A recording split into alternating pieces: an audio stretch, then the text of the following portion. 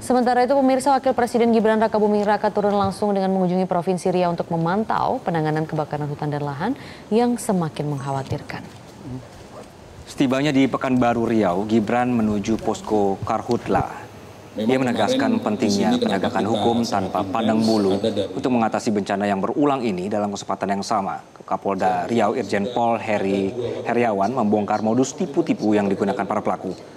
Menurutnya, kebakaran ini bukanlah kecelakaan, melainkan murni kesalahan manusia yang disengaja.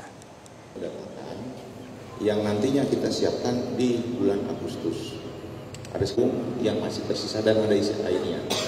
Dan terima kasih sekali kepada Pak Gubernur, Forkopimda, semua yang hadir. Khususnya untuk Riau ini sudah sangat berkurang.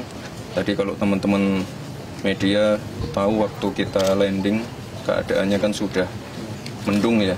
Ini karena ada proses modifikasi cuaca dan juga rutin ada waterbombing. Jadi saya lihat untuk di Riau ini sudah cukup terkendali. Ke depan tadi sudah dipaparkan sudah ada 51 orang yang menjadi tersangka. Ke depan yang namanya penegakan hukum, monitoring, deteksi awal itu penting sekali.